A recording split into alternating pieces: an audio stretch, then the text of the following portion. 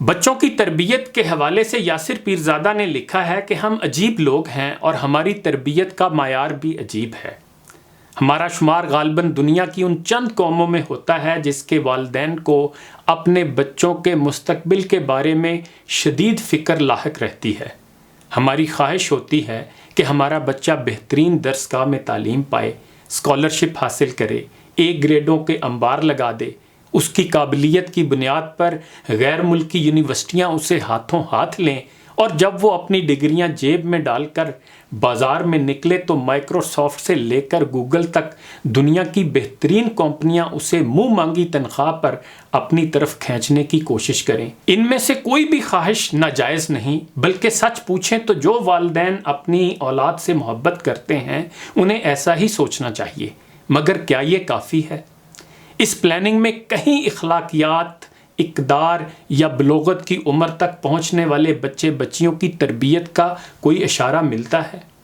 کیا اپنے بچوں کو فلم دکھانے سے پہلے ہم اس کی پی جی ریٹنگ چیک کرتے ہیں؟ کیا ہمیں اس بات کی پرواہ ہوتی ہے کہ ہمارا بچہ گھنٹوں اکیلا کمرے میں بیٹھا کیا کرتا رہتا ہے؟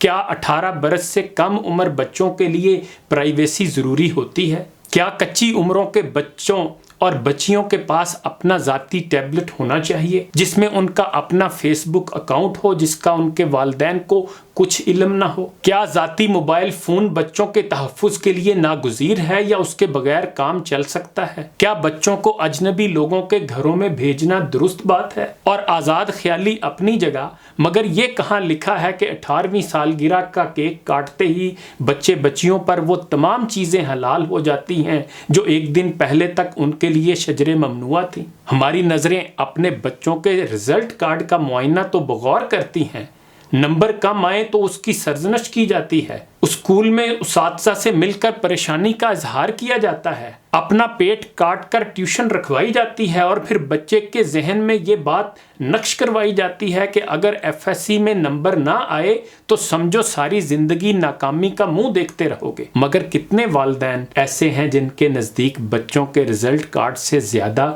تربیت کارڈ کی اہمیت ہے؟ کتنے ماں باپ کو پتہ ہوتا ہے کہ ان کا بچہ جن دوستوں میں اٹھتا بیٹھتا ہے ان کی حرکتیں کس قسم کی ہیں، دوستوں کے اس گروپ کی اسکول میں کیا ریپوٹیشن ہے؟ بچیوں کے معاملے میں تو اور بھی زیادہ احتیاط برتنے کی ضرورت ہے، مگر کیا ہم وہ احتیاط برتتے ہیں؟ کیا ہمیں اس بات کا ادراک ہے کہ بچوں کی پرائیویسی ان کے لیے کس حد تک خطرناک ثابت ہو سکتی ہے؟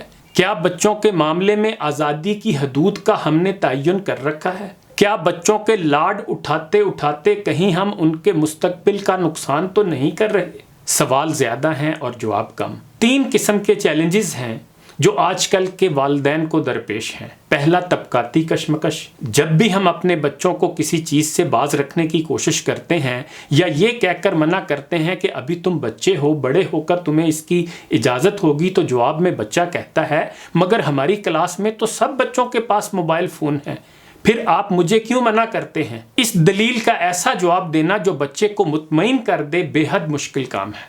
آپ لاکھ بچے کو سمجھائیں کہ باقی لوگ غلط کرتے ہیں، اتنی چھوٹی عمر میں بچوں کے پاس موبائل فون نہیں ہونا چاہیے، مگر بچہ یہ بات ماننے کو تیار نہیں ہوگا۔ اسے لگے گا جیسے والدین اس کے ساتھ زیادتی کر رہے ہیں، یا پھر ماں باپ کو اس پر اعتماد نہیں ہے، اور یہ رجحان صحت مند نہیں۔ دوسرا چیلنج، محنت کی کمی۔ زندگی کی دوڑ دھوپ میں والدین کو اس بات کا احساس ہی نہیں ہو پاتا کہ جتنی محنت وہ پیسہ کمانے کے لیے کرتے ہیں، اس محنت کے کچھ حصے پر ان کے بچوں کا بھی حق ہے۔ والدین کا خیال ہوتا ہے کہ یہ محنت دراصل وہ اپنے بچوں کے لیے ہی کرتے ہیں، جو کسی حد تک درست بھی ہے، مگر بچوں کی پرورش اور تربیت اضافی محنت مانگتی ہے۔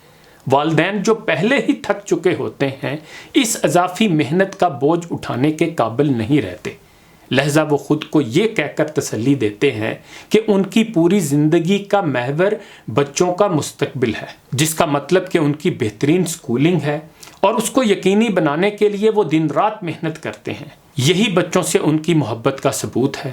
یہ سائیکل یوں ہی چلتی رہتی ہے، اور پھر ایک دن وہ اپنے بچوں کے ساتھ کوئی ڈرٹی پکچر دیکھ کر سینما ہال سے برآمد ہوتے ہیں۔ تیسرا چیلنج، تیزی سے تبدیل ہوتا ہوا وقت۔ ہم ایک ایسے دور میں جی رہے ہیں جو ہر آنے والے دن میں اپنے ساتھ ایسی حیران کن تبدیلیاں لے کر آتا ہے جو آج سے 1000 سال پہلے کئی دہائیوں میں بھی رونما نہیں ہوتی تھی، مگر ہم میں سے کئی لوگ اب تک اس برق رفتار تبدیلی کا سامنا کرنے کے لیے تیار نہیں۔ 12-14 سال کی بچی کے پاس ذاتی ٹیبلٹ، اس کا فیس بک اکاؤنٹ، اس کا ذاتی کمرہ، اس کی پرائیویسی، اپنی ہم جولیوں کے ساتھ اکیلے گھومنے جانا، آج سے 20 برس پہلے تک ان باتوں کا تصور نہیں تھا، مگر آج یہ سب کچھ نارمل لگتا ہے۔ ہم نے اس تبدیلی کو قبول تو کر لیا ہے کیونکہ ہمارے پاس اس کے علاوہ کوئی اور چارہ نہیں تھا، مگر اس تبدیلی کے کیا مضمرات ہیں اس کا ہمیں اندازہ نہیں ہو پا رہا۔ وقت کی کمی اور محنت سے جی چرانا، اپنے سے اونچے طبقے میں چھلانگ لگا کر پہنچنے کا خبت اور تیزی سے بدلتے ہوئے زمانے کے چیلنجز نے ہمیں ایسا ادموا کر دیا ہے کہ ہم اپنے بچوں کے رزلٹ کارڈ سے آگے کچھ سوچ ہی نہیں پاتے، حالانکہ ان کی تربیت کا بھی ایک کارڈ ہونا چاہیے جس پر ہماری گہری نظر ہو۔ ہمیں علم ہو کہ ہمارے بچے بچیاں کس ڈگر پر چل رہے ہیں، کیا سوچتے ہیں، ان کے دوست کیسے ہیں، کیا وہ اپنی پرائیویسی پر اصرار کرتے ہیں، اگر ایسا ہے تو کیوں ہے۔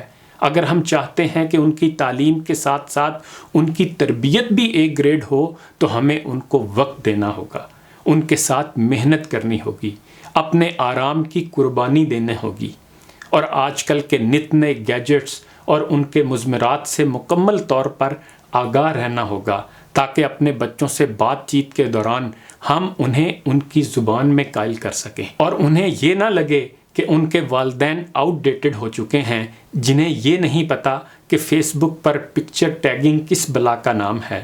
انہی گزارشات کے ساتھ اجازت چاہوں گا، اپنا خیال رکھیے گا، اللہ حافظ۔